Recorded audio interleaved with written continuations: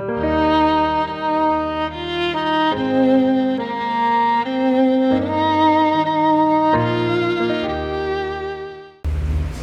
hermanos, en Filipenses capítulo 2, versículos del 16 al 18 dice: asidos de la palabra de vida, para que en el día de Cristo yo pueda gloriarme de que no he corrido en vano, ni en vano he trabajado, y aunque sea derramado en libación sobre el sacrificio y servicio de vuestra fe, me gozo y regocijo con todos vosotros, y asimismo gozaos y regocijaos también vosotros conmigo. Bien, el título de este sermón es Sacrificio, ofrenda y regocijo. Hemos mencionado en anteriores ocasiones que no es fácil llevar una vida sin discusiones, sin contiendas, sin riñas. Y en el contexto eclesial, el contexto de la iglesia, pues esto no es algo ajeno. Y podemos decir esto con total certeza, con plenitud total, debido a que Pablo está hablando a una iglesia que se cuiden de la murmuración, de la contienda, y que sabemos cómo ha iniciado este capítulo 2, no buscando lo propio, sino el beneficio de los demás.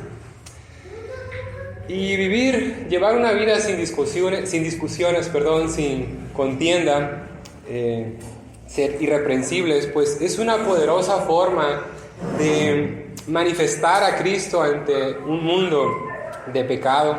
Es aquí donde deben aparecer las luminares que alumbran este siglo lleno de oscuridad. Cuando los discípulos de Cristo viven en amor, en paciencia, perdonando, pasando por alto las ofensas y sirviéndose los unos a los otros, aunque esto implique perder un poco de algún beneficio o negarse a sí mismo, vivir en abnegación. Ahora Pablo expresa que dice en versículo 16, asidos de la palabra de vida. Si bien esta palabra podemos entenderla como retener,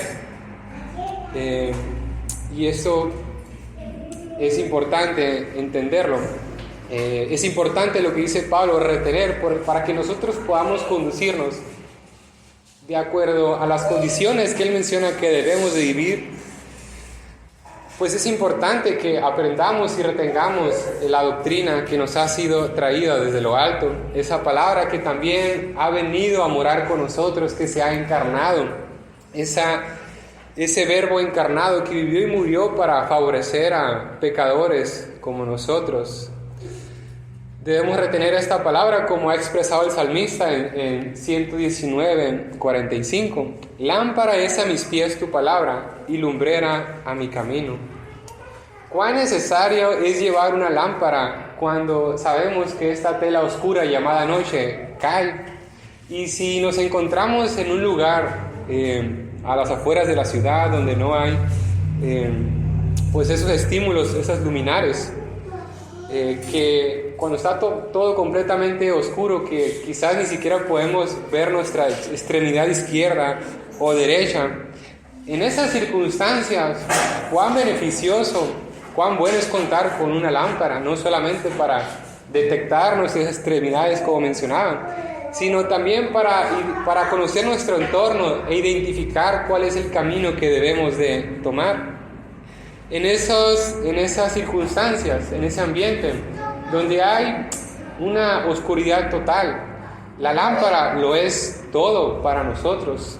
De la misma manera, cuando nos hemos resuelto a seguir a Cristo y reconocemos nuestra condición delante de Él y hemos identificado cuán excelente es el camino que debemos de tomar y todo lo que debemos esforzarnos, la palabra para el cristiano se vuelve el todo, porque ese es el canon, la palabra nos dicta cómo debemos de vivir, qué es lo que debemos hacer, cómo debemos conducirnos, y que también nos dice que es posible vivir esa vida en Cristo. Entonces, debemos retener la palabra como esa lámpara, como esto que he mencionado.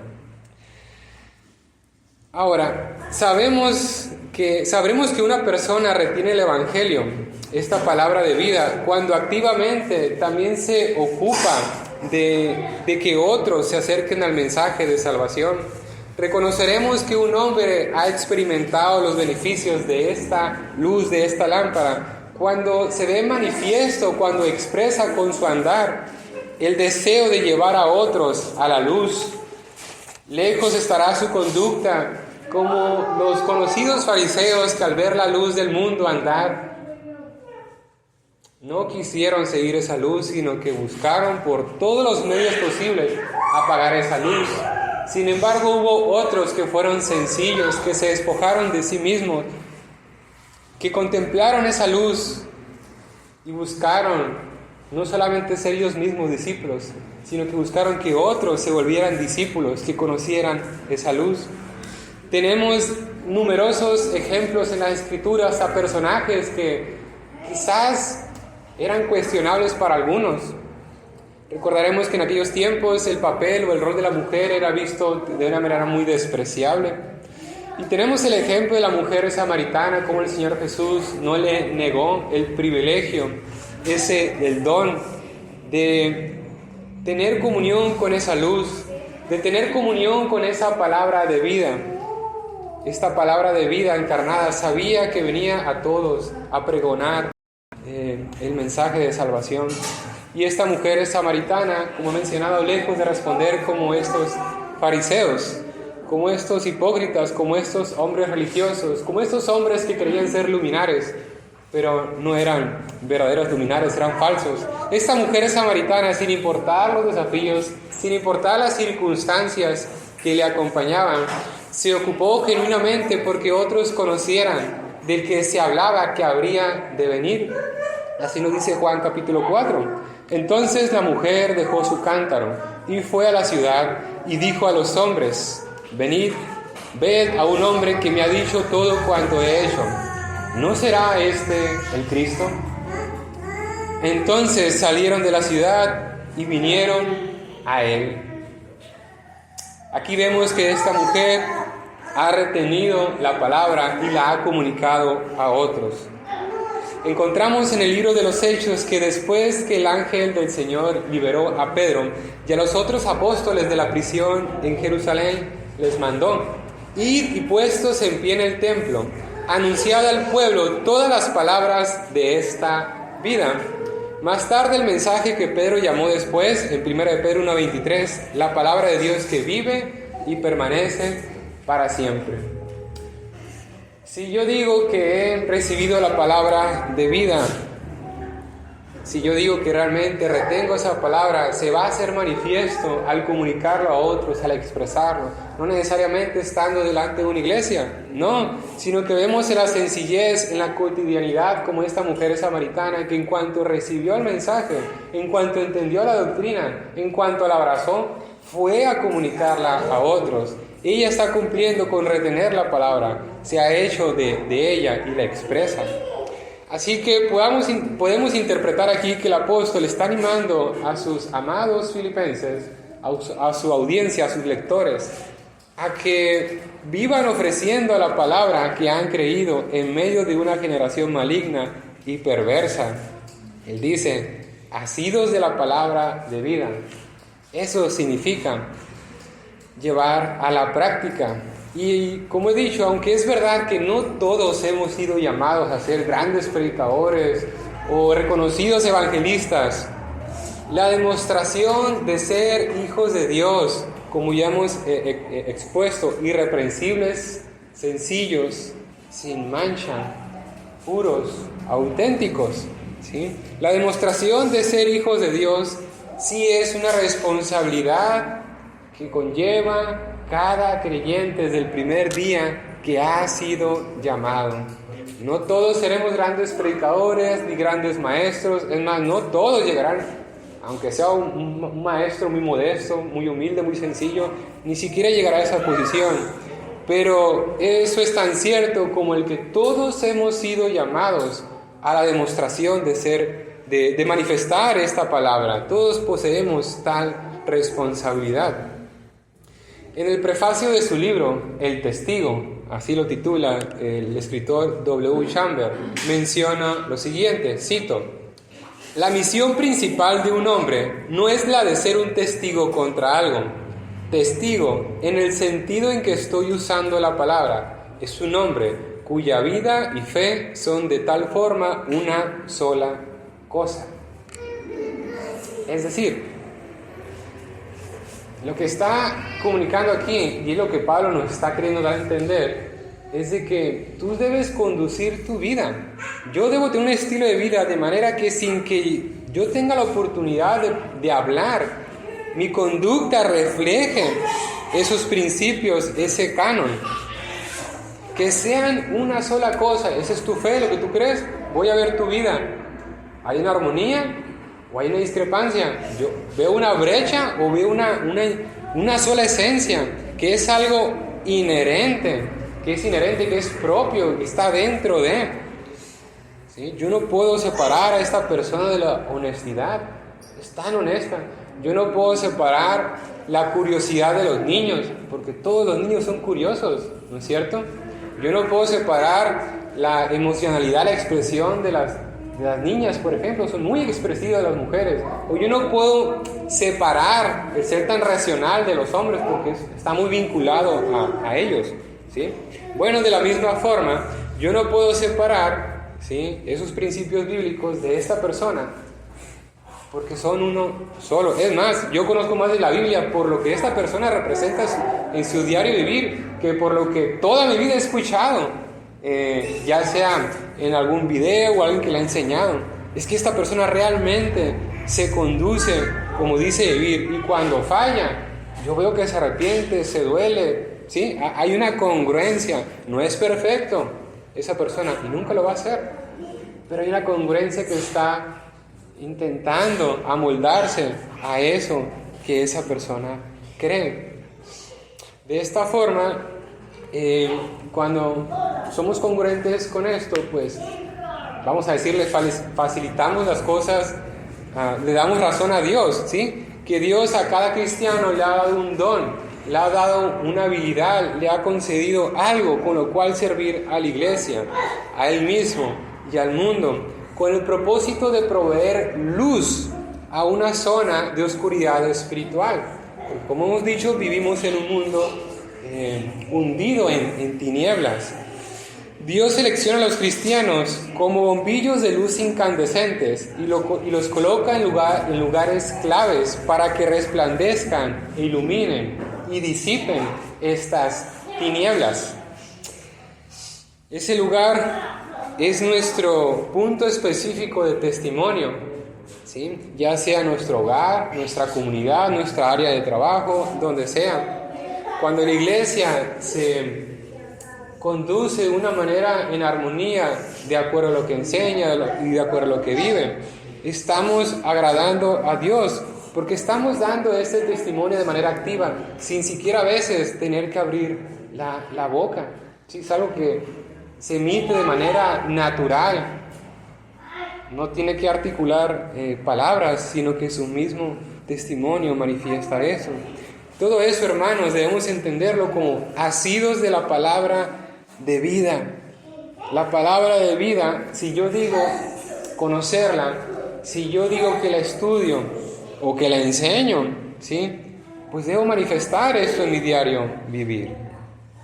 Continúa el apóstol diciendo, versículo 16, para que en el día de Cristo yo pueda gloriarme de que no he corrido en vano, ni en vano he trabajado. ¿Sí? Bueno, aquí considero que el apóstol Pablo está hablando por todos los pastores, y no solamente por todos los pastores, sino que está representando el sentir, el deseo, la preocupación de cada maestro de la palabra, de cada líder, de cada persona que se ocupa de instruir a otros, ¿sí?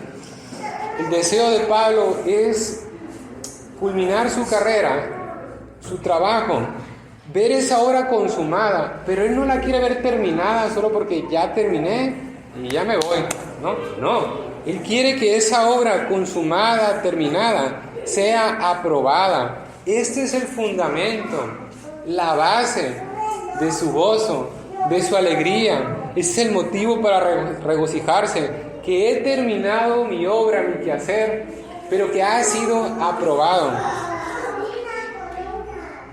Pablo no quiere obtener como resultado final de su quehacer que haya sido en vano, que haya obtenido algún desperdicio. Como sabemos que hay vidas que cuando esas vidas se están apagando, están en sus últimos alientos, ¿sí? En sus últimos momentos de vida, y piensan que han hecho las cosas mal, de manera que no tienen descanso, se van más intranquilos que tranquilos. Mencionaba, creo que era John MacArthur, que estaba acompañando una persona ya en sus últimos momentos de vida en el hospital, y lo miraba muy intranquilo y le preguntaba: ¿qué pasa, hermano? Y le dice de manera sincera y genuina: es que hay muchas cosas que hice en mi pasado que no tengo tranquilidad. Y le reveló algunas cosas que él no conocía y que seguramente muchos no conocían. Y mencionaba este pastor que le parecía muy lamentable que llegara a ese momento de su vida y no estar tranquilo, no estar seguro si verdaderamente estaba en la fe. Y seguramente pues este pastor, como cualquiera, le dolió porque él lo consideraba un hermano. No conozco detalles más allá de lo que he mencionado, pero seguramente le ha de haber parecido algo triste, y ese era el contexto por el cual contaba esto John MacArthur. Y bueno, Pablo no quiere llegar al último aliento de su vida y que comenzaran a pasar por su mente pasajes que le dieran a pensar que tal vez él ha hecho mal su trabajo y no tener motivo para regocijarse.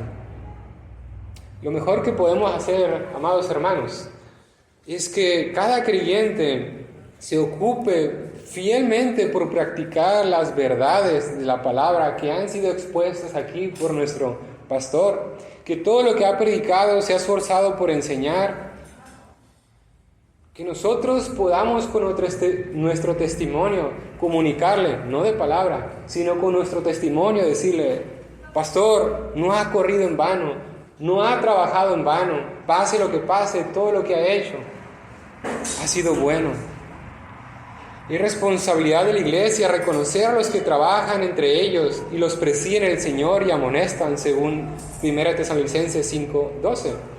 Por su parte, el autor de Hebreos en 13:17 exhorta lo siguiente: obedeced a vuestros pastores y sujetaos a ellos, porque ellos velan por vuestras almas, como quienes han de dar cuenta, para que lo hagan con alegría y no quejándose, porque esto no os es provechoso.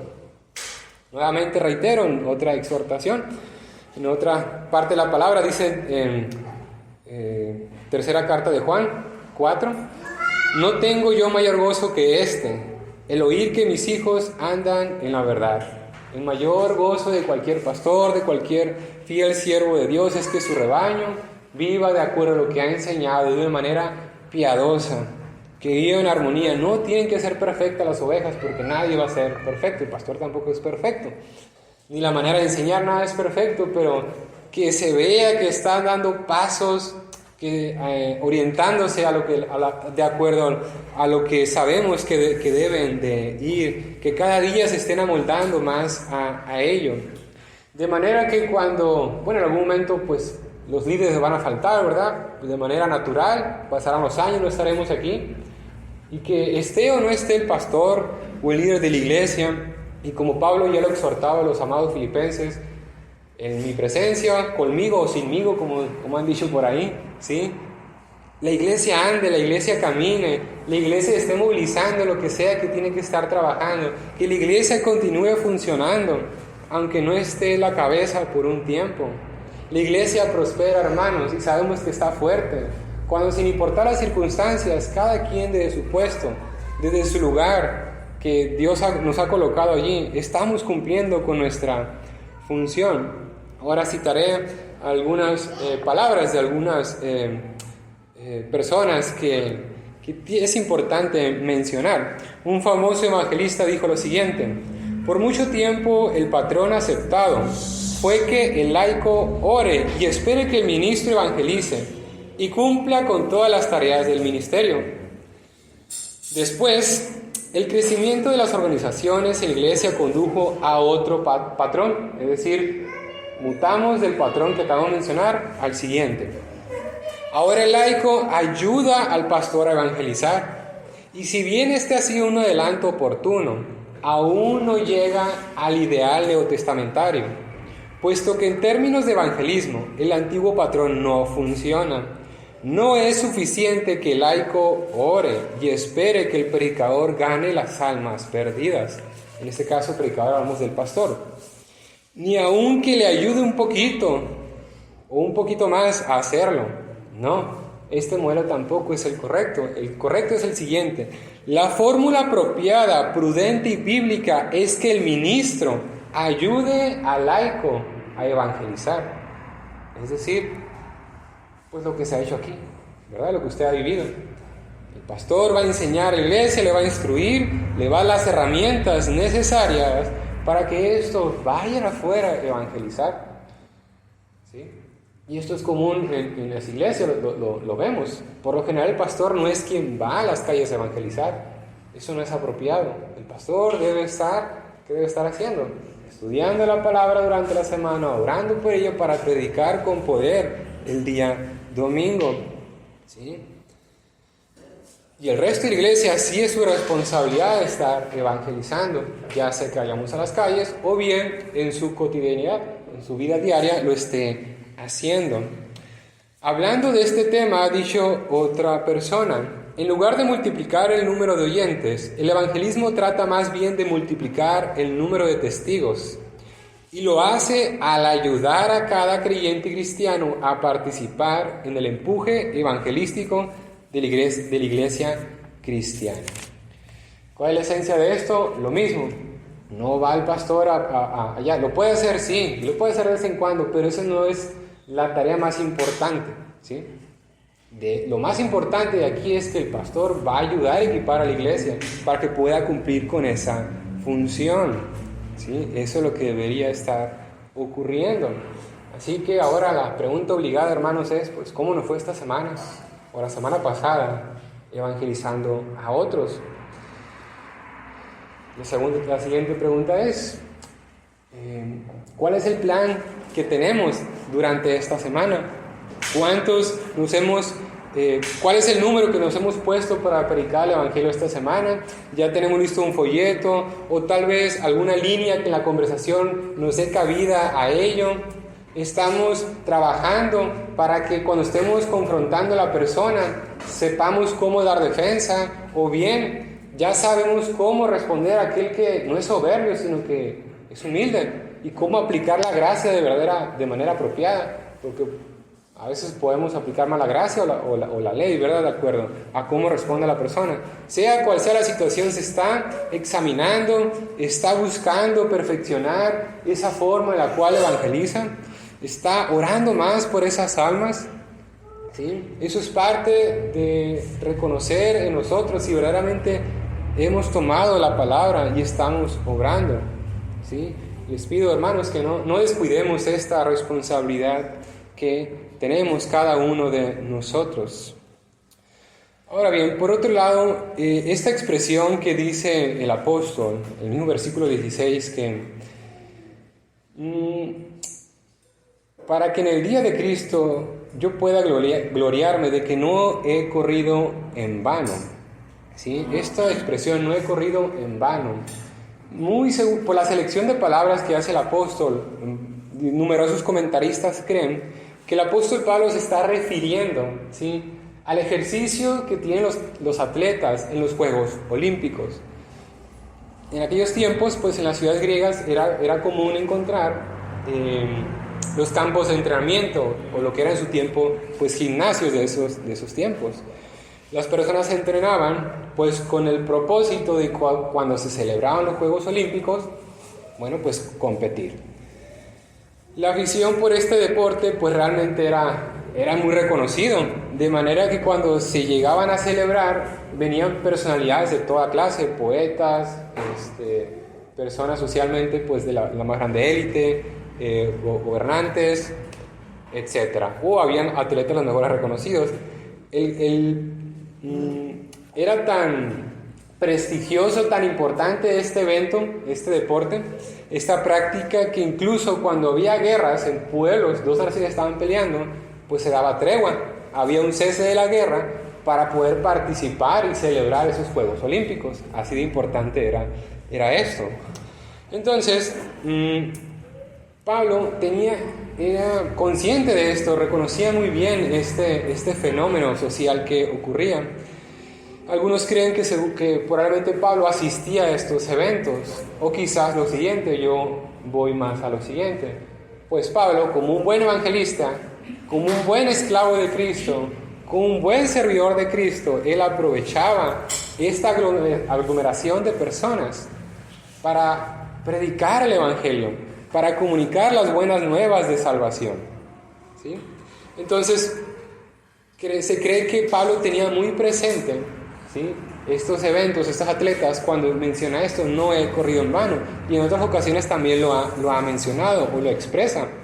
Entonces, cuando dice eso, está haciendo alusión a los atletas que pasan muchos años o toda su vida preparándose su cuerpo, su mente, cuidando la alimentación, cuidando el sueño, mejorando la técnica, fortaleciendo su cuerpo, sus músculos, para una carrera, para un ejercicio físico que tiene poco tiempo, pero que de obtener la victoria, su nombre será grabado para la historia y será recordado, tendrá el mayor honor, será visto, será estimado en gran manera, ¿sí? Pero qué desilusión, qué tristeza para aquellos que no lograron la meta, o incluso para aquellos, si había 6 competidores, ni siquiera quedó entre los primeros 3, o 4 o 5 quedó en último lugar. ¿Cuál sería el sentir, la reacción pues natural que todos? Sería qué desperdicio, ¿sí? Sería de lamento, sería de dolor, porque me privé de tantas cosas, de tiempo con la familia, de invertir en otra cosa, o lo que sea, ¿sí? Me he privado de tantas cosas y el resultado ha sido en vano. Pues el resultado ha sido que no obtuve nada, por lo cual mi esfuerzo ha sido en vano. He corrido en vano he trabajado, no me he quedado con nada. Esto es lo que el apóstol quiere comunicar. Yo no quiero ser semejante a esos atletas que compiten, que se han preparado y no han obtenido nada. El apóstol está abriendo su corazón, está compartiendo sus anhelos. ¿Y cuál podría ser su mayor decepción? El apóstol dice que yo no quiero haber sufrido por sufrir, ni haberme privado por privar. Yo no quiero que el castigo al cual he sometido mi cuerpo, ¿sí?, haya sido en vano, sino que deseo que haya valido la pena para que Cristo sea magnificado, para que otros lleguen al conocimiento de Cristo. Ese es el galardón que yo persigo. Luego en el versículo 17 él expresa: y aunque sea derramado en libación sobre el sacrificio y servicio de vuestra fe, me gozo y regocijo con todos vosotros. Ahora, el apóstol ya nos ha dado una ilustración que es bastante clara. En sus tiempos era bastante bien entendible y al día de hoy creo que lo podemos entender también. Ahora, el apóstol en este versículo 17 está dando otra ilustración, ¿sí? Nos da una inmediatamente, ¡pum!, mete otra. ¿Por qué? Ya hemos dicho que hay una economía de Dios. Al momento de crear hay una economía. Bueno, al momento de la inspiración para escribir las escrituras, sí, también hay una economía. No hay palabras nomás porque sí. Y tampoco hay ilustraciones solo porque sí. Entonces, esto nos debe llevar a pensar de que si el apóstol Pablo sale de una ilustración para entrar en otra, es que está muy interesado en que sus palabras sean interpretadas de la manera correcta, que sus mensajes tengan no solamente una profundidad, que no tengan profundidad nomás porque sí, es que de verdad, verdaderamente quiero que lo entiendan, quiero que comprendan lo que estoy tratando de comunicar o de ilustrar. Él se está esforzando al enseñar y de hecho, al estar dando ejemplos, ilustraciones, pues él está siguiendo el ejemplo, ¿sí?, del Señor Jesús, que sabemos con cuántos ejemplos, cuántas veces mencionaba ejemplos cotidianos para fortalecer y garantizar que su mensaje sea claro y sea bien entendido. Bueno, Pablo replica este método de enseñanza y hay un énfasis aquí que no debemos pasar de vista. Entonces, una vez dicho esto, ¿sí?, ¿a qué se refiere esto con lo del versículo 17? ¿Sí? Esta palabra libación, bueno, esto era una práctica que era muy conocida para los judíos o para algunos otros pueblos, como los gentiles, judíos y no judíos. La libación es la siguiente imagen: después de tener el sacrificio, de tener el altar, pues de sacrificar a la cosa o animalito que se sacrifica, ¿sí?, lo que se acostumbraba en la libación era derramar, ¿sí?, lo que era vino. A veces se sustituía lo que era el vino por agua o por miel, según sea el caso, y esto lo hacían los sacerdotes. De hecho, vemos numerosos ejemplos de esto en el Antiguo Testamento, ¿sí? Este acto de la libación, de derramar el vino, agua o miel, se hacía con el objeto de que fuese una ofrenda agradable, que emitiera un aroma agradable, porque se buscaba simbolizar, ¿sí?, que ese sacrificio sería más elevado, garantizar que ese sacrificio, esa ofrenda, llegaría a la presencia de la deidad, ¿sí? Entonces, cuando hacen esto, aquí está la ofrenda, estoy cumpliendo con lo que mi deidad me está pidiendo, pero yo de verdad deseo que Él se agrade, deseo que lo vea con buenos ojos, deseo que vea que me estoy esforzando en que mi ofrenda, el sacrificio, que es algo bueno, que le estoy poniendo mucho empeño, ¿sí? Entonces, la libación se colocaba a eso. Bueno, esto precisamente vemos en la vida de Pablo, cómo él no se limita a cumplir con lo que sabe que debe cumplir, sino que siempre está dando el extra, está dando más de sí. Cuando dice, aunque sea derramado en libación sobre el sacrificio y servicio de vuestra fe, ¿sí? Aquí hay que recordar algo que hemos dicho anteriormente y que es importante, pues, mencionar. Para este punto, recordemos, hermanos, que Pablo está esperando a ver si va el resultado del juicio que se va a emitir. ¿Cuál será el resultado? Solamente hay dos, ¿sí? Por un lado, o es puesto en libertad, porque las acusaciones que se han hecho pues son falsas, que lo más probable es que no iba a proceder, que así creemos que no fue. O el segundo resultado, si no es puesto en libertad, entonces ahí quedaba Pablo, le iban a cortar la cabeza. Entonces, para cuando él escribe esto, como él no sabe cuál va a ser el desenlace, aunque él confiaba que sea puesto en libertad, sí, que así sucede después, pues él dice, si soy puesto en libación, si aquí termina mi vida, ¿sí?, yo sé que mi ofrenda, mi esfuerzo, será algo agradable. ¿Por qué? Por el sacrificio y servicio de vuestra fe. Está diciendo por el trabajo que yo he hecho en ustedes y que ustedes me han confirmado de que verdaderamente son hijos de Dios y que se están esforzando junto conmigo, ¿sí? Entonces, lejos de hablar de su trabajo directamente, ¿sí?, él está reconociendo lo que ha visto en ellos, y esto es algo que hemos visto desde el capítulo 1 de Filipenses. Por ejemplo, el capítulo 1, versículo 5 dice: por vuestra comunión en el Evangelio desde el primer día hasta ahora.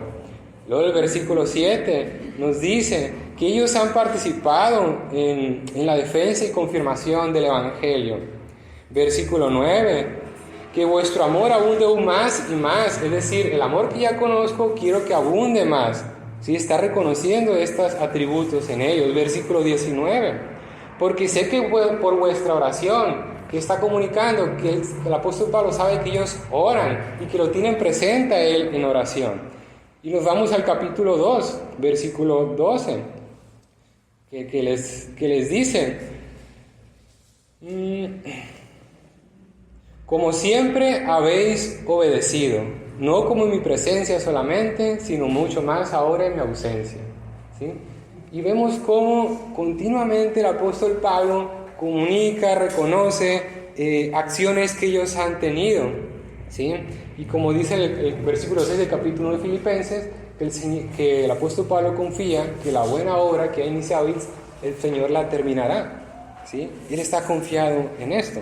Entonces, el día que yo perezca, que yo me vaya de este mundo, ¿sí?, yo estaré confiado que mi sacrificio ha redundado en una buena ofrenda por lo que yo veo en ustedes. Ese debería ser el sentir de cada pastor, hermanos. Ese debiera ser el sentir. Que él esté seguro, que esté confiado en que si este día se va, o el día de mañana, cuando sea, pues esté tranquilo de que ha hecho un buen trabajo, ¿sí? Y que nosotros hemos sido fieles a la doctrina que él ha enseñado, ¿sí? Y bueno, pues una vez más Pablo nos demuestra que pudiendo hablar acerca de sí, hace un énfasis acerca de lo que ven los demás, continuando o siendo ejemplo de lo que ha enseñado en Filipenses 2, versículos del 1 al 8. No buscando lo suyo propio, sino buscando reconocer a los demás, colocando al prójimo como superior a sí mismo, ¿sí? Ahora, cuando menciona sobre el sacrificio, en el versículo 17, aquí no se refiere al acto de sacrificar, sino que el apóstol Pablo se refiere a la víctima o cosa sacrificada. Y bueno, aquí resulta conveniente mencionar lo que dice el apóstol Pablo en Romanos 12:1, lo cual dice: hermanos, os ruego por las misericordias de Dios que presentéis vuestros cuerpos en sacrificio vivo, santo, agradable a Dios, que es vuestro culto racional. Y esto es justamente lo que Pablo ha modelado, y es también lo que los filipenses han manifestado. Como mencionamos pues al inicio del estudio de Filipenses, esta iglesia no era una iglesia que gozara de muchos bienes materiales. En realidad pues era pobre, como la mayoría de las iglesias, porque la mayoría de los creyentes eran de la clase social no baja, más baja, ¿sí? Entonces los recursos no abundaban, pero ellos estaban comprometidos con la causa de extender el evangelio, y estaban comprometidos con el ministerio de Pablo porque lo reconocían como un embajador de Cristo y apoyaban su obra misionera. Entonces él ve justamente este sacrificio que ellos hacen.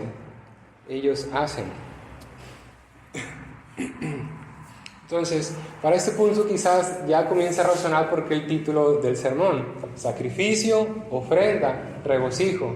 Esta es la secuencia que vemos en el apóstol Pablo y que deberíamos ver en cada creyente. El apóstol, al llegar a Cristo a su vida, al nacer de nuevo, abandona todo lo que él tenía en la vida anterior, hasta el nombre, se cambia de nombre, cambia religión, cambia de nación, cambia de domicilio, bueno, constantemente cambia, pero es un decir, ¿verdad? O sea, cambia absolutamente todo, abandona cualquier título, abandona las expectativas de vida que tenía, y sí, de alguna manera es un sacrificio, abandona todo.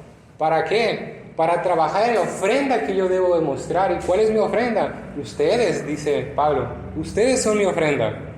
Y eso es lo que dice el pastor, cualquier pastor también. Ha abandonado muchas cosas, ¿sí? Una carrera prominente, o dedicarle más tiempo a algunos sueños que tenía, para trabajar en la ofrenda que ha de presentar. Y cuando se presenta esta ofrenda, ¿qué debe presentarse? Sacrificio, ofrenda, regocijo.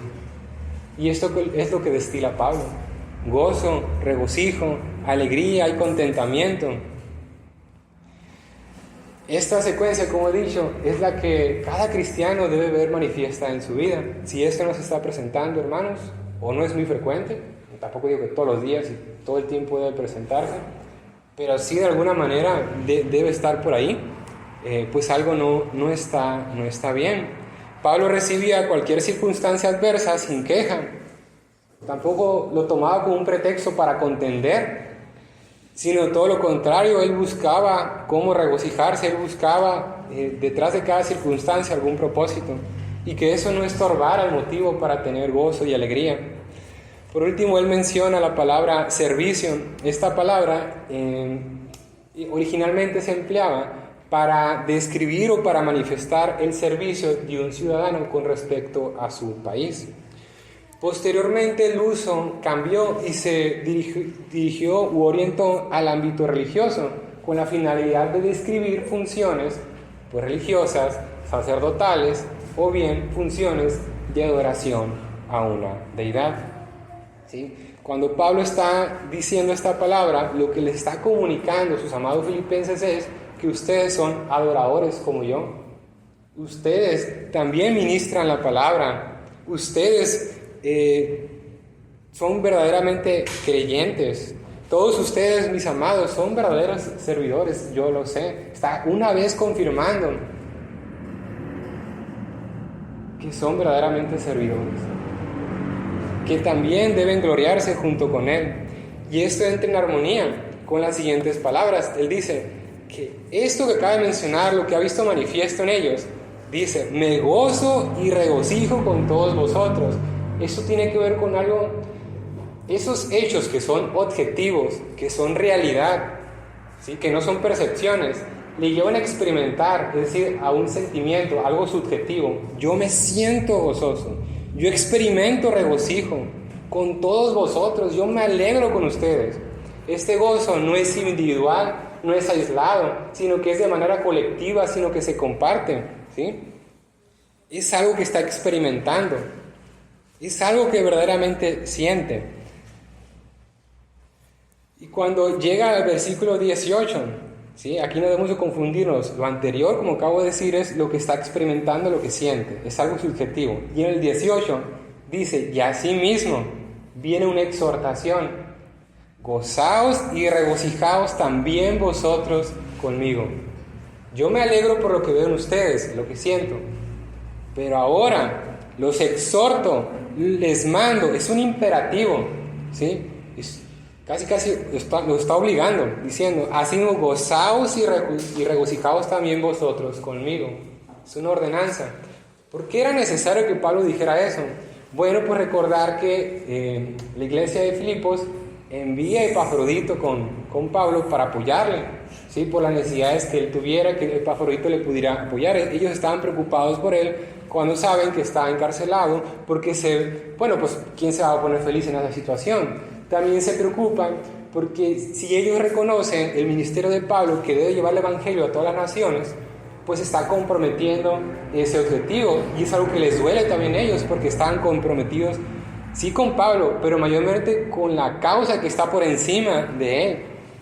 Entonces Pablo, sabiendo que ellos podrían tener razones para no estar contentos, primero los estimula subjetivamente, compartiendo su sentir, y por si todavía estos filipenses están flaqueando y no están entendiendo, les exhorto, les mando, ¿sí?, a que se gocen junto conmigo.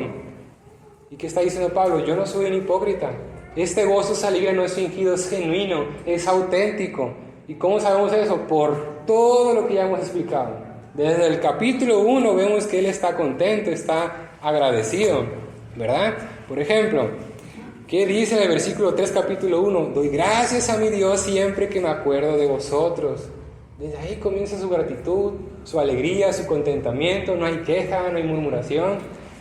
Tenemos que esperar hasta el versículo 12 del capítulo 1 para que más o menos exprese una queja o una necesidad, pero fue de manera lícita. Él dice, quiero que sepáis, hermanos, que las cosas que me han sucedido, aquí parece que Pablo va a expresar, ¿no? Se va a detener y va a quejarse, va a ponerse triste, pero no, hace un cambio de dirección, no da pie para detenerse en su queja. Dice, han redundado más bien para el progreso del evangelio. Cuando parecía que iba a caer, no, se dirigió todo hacia algo bueno. Y esa es la actitud del apóstol Pablo. Él no quiere dar problemas y no tiene motivos para dar problemas. Él genuinamente lo cree así. Él cree que son mayores los motivos para estar contento, para estar alegre. Estaba tentado a mencionar, a denominar, a titular ese sermón como Contemplando el gozo de Pablo. Porque mucho del gozo de Pablo se puede entender en en esta carta y en esta porción de las Escrituras. Estoy convencido que la mayoría de las personas no entendíamos o no entendemos, espero que usted ya haya salido junto conmigo, si no lo entendía, yo no lo entendía tan bien como hoy, esta naturaleza del gozo de Pablo. Y esto es muy similar a lo que pasa con las personas cuando, si a usted como a mí le llegó a pasar, de que cómo los misioneros pueden despojarse, olvidarse de toda su vida, salir de la comodidad para llegar a unas situaciones precarias, unas situaciones muy complicadas. Hay un video en el cual sale hablando el hermano Paul Washer, quizás algunos lo han visto, y él menciona que le contaban la historia de dos jóvenes que tenían el deseo de predicar el Evangelio. Entonces ellos decidieron ir a una isla donde es de ida, mas no de regreso. Esa isla es básicamente de esclavos y es únicamente para trabajar hasta que mueras. No hay boleto de ida, pero no de regreso. Entonces estos dos jóvenes vieron la necesidad de que seguramente ya no hay cristianos, y esas personas, una vez que se van, pues se los tragó la tierra y ya no vendrán. Pero eso no es lo malo, dejar este mundo. Lo malo es que si te vas de este mundo sin Cristo, irás al infierno. Y no hay manera pues de cómo pueden ser salvos. Y ellos, viendo la necesidad, ¿sí?, procurando el interés de otros, pues abandonan su vida, se sacrifican, abandonan todo, toman ese barco y se van a la isla para nunca más ser vistos de nuevo. Y se cuenta que uno de los jóvenes, pues cuando el barco ya va muy alejado de la tierra, expresa más o menos las palabras siguientes, estoy parafraseando: este sacrificio o esto es digno el Cordero de Dios, este acto que estamos haciendo nosotros, Él lo merece. Y yo pensaba, qué locura, es algo muy fuerte, muy fuerte. Pero esto es justamente lo que vemos en los misioneros, que dejan sus vidas. Y muchas veces estos hombres no son solteros, están casados, tienen hijos y llevan a toda la familia. Bueno, esto mismo lo vemos en el apóstol Pablo, ¿verdad? Cuántas prisiones, cautiverios, situaciones incómodas y dolorosas, pero en medio de todo eso hay gozo, hay alegría, hay regocijo. Es lamentable, hermanos, que muchos creyentes, verdaderos creyentes, solamente encuentran alegría cuando las circunstancias están a su favor, y cuando estos se vuelven en contra, no encuentran motivos para estar contentos.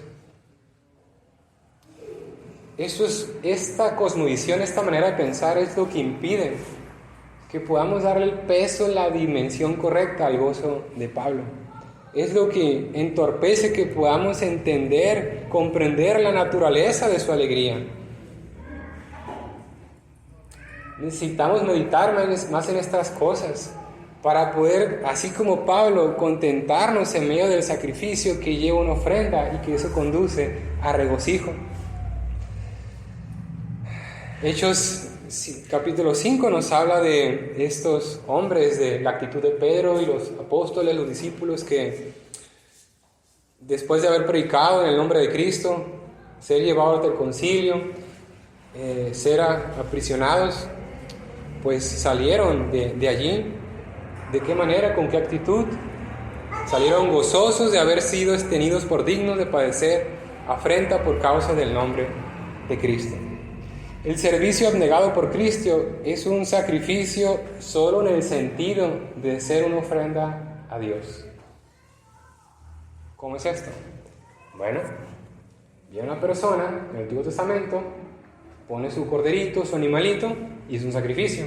De la misma manera nosotros, ¿sí? Sea cual sea la circunstancia, entregamos a Dios esa circunstancia, es un sacrificio, y mostramos una ofrenda, ¿sí? No debemos interpretar el sacrificio como algo que estoy perdiendo, ¿sí? Como algo negativo, como una pérdida, ¿sí? Debe conducirnos ese sacrificio a regocijo, a alegría. Además, cualquier sacrificio que nosotros podamos presentar es sumamente inferior a lo que Dios nos va a dar, o ya nos dio, a lo que Dios va a sustituir. Es un intercambio en el cual yo siempre doy cosas sumamente pequeñas, pero Dios siempre me da mucho más. Esto es lo que sentía el apóstol Pablo cuando escribió en Filipenses 3:8: y ciertamente aún estimo todas las cosas como pérdida por la excelencia del conocimiento de Cristo Jesús, mi Señor, por amor del cual lo he perdido todo y lo tengo por basura para ganar a Cristo. Él concluye, después de caminar algunos años en este camino, de que todo lo que yo tenía era basura. De hecho, ya he dicho anteriormente, la traducción aquí, Reina Valera, es muy elegante, muy propia para dominar esta palabra basura. En realidad es algo sumamente asqueroso, repulsivo. ¿Sí? Es muy decente la manera en la cual la traducción aquí pone esta palabra por basura. ¿Sí? Entonces, Pablo encuentra solamente su gozo y alegría en las cosas que puede presentar a Dios. Pablo no solamente es un excelente modelo de abnegación, de sacrificio, de desinterés, no, hermanos. Pablo también es un excelente modelo de regocijo, de encontrar del medio del desierto motivos para alegrarse. En Colosenses 1:24, él dijo: ahora me gozo en lo que padezco por vosotros y cumplo en mi carne lo que falta de las aflicciones de Cristo por su cuerpo, que es la iglesia. Él es sumamente íntegro, sincero, genuino, auténtico cuando dice: me gozo y regocijo con todos vosotros. No se está forzando. Y aunque nuestra mente naturalmente creo que nos llevaría a decir que se está forzando, como se les pregunta: ¿cómo estás? Maravillosamente bien, excelente. A veces no nos sentimos así, ¿verdad? Pero Pablo no ocurre esto, hermanos. ¿Y cómo sabemos? Bueno, de entrada, el Espíritu Santo le estaba guiando al escribir esto. No podía decir mentiras. No podía mentir. ¿Sí? Era verdad, y es verdad lo que ha escrito. Y si es verdad en Pablo, también puede y debe ser verdad en nosotros. Debe ser algo genuino. Por lo cual, hermanos, la exhortación es esta: gozaos y regocijaos también vosotros conmigo. Amén.